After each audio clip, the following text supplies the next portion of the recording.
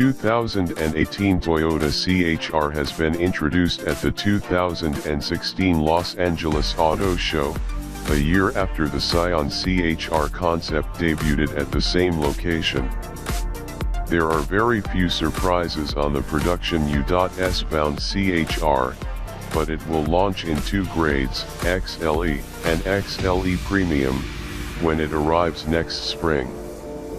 Standard features on both models include 18-inch alloy wheels, dual-zone climate control, bucket seats, 7-inch audio display and Toyota Safety Sense P. Unfortunately, some shoppers might be disappointed to hear that the Toyota CHR will only be offered with a 2.0-liter four-cylinder engine producing 144 horsepower and 140 pound-feet of torque. The power will be sent to the front wheels through a continuously variable transmission that sounds more fuel efficient than fun. On the inside, the crossover features soft touch materials throughout with diamond pattern influencing the design of the dual-zone climate controls, speaker surrounds and black headliner.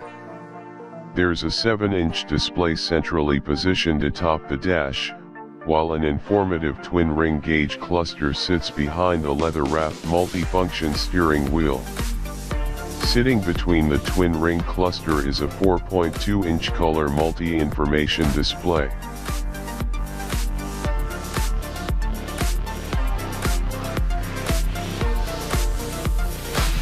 Unveiled at the 2016 Los Angeles Auto Show, the Subaru BZIV 7 concept is the largest ever from the Japanese automaker and previews the brand's replacement for the Tribeca. It's unclear whether the Tribeca nameplate will be revived since it was discontinued in 2014, or if Subaru will give the replacement a new name. Whatever it will be called, the 7-seater will ride on Subaru's new global platform and it will be built at the company's Indiana plant starting in 2018. Initially it will only be sold in North America. Subaru was quick to mention that the concept isn't meant to preview the design of the upcoming SUV, likely trying to minimize expectations after how disappointed some enthusiasts have been with the automaker's recent concept to production models. Look for more information on Subaru's new 3-row SUV sometime next year.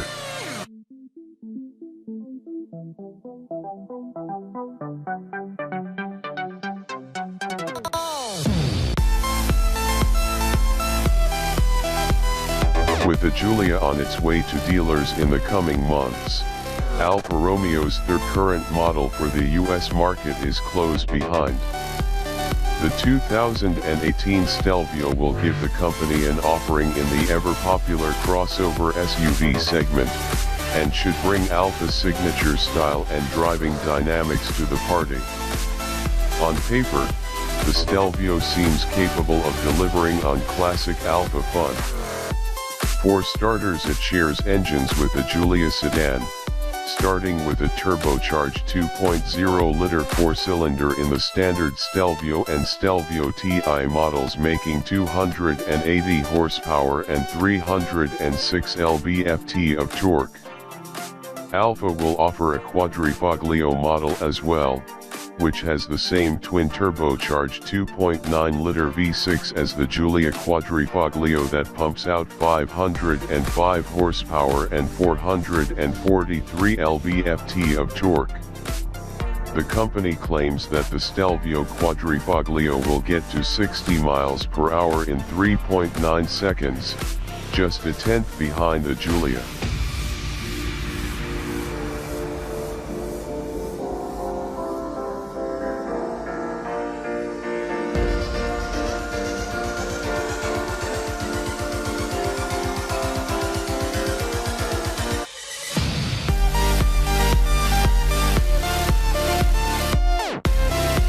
Making its debut was the Jaguar I-Pace electric SUV, and although it's a concept, the British automaker tends to unveil concept cars that closely resemble production models.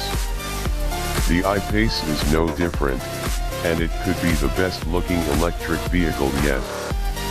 The company claims it will be able to go 0 to 60 mph in about 4 seconds, while the 90 kWh lithium-ion battery will offer an estimated range of 220 miles.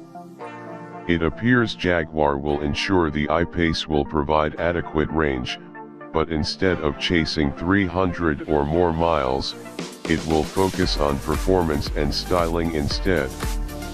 The concept is all-wheel drive with twin electric motors pushing a combined output of 400 horsepower and 516 pound-feet of torque, the same amount of torque as the Jaguar F-Type SVR. The production Jaguar I-Pace is expected to make its debut late next year before heading to dealerships in the second half of 2018.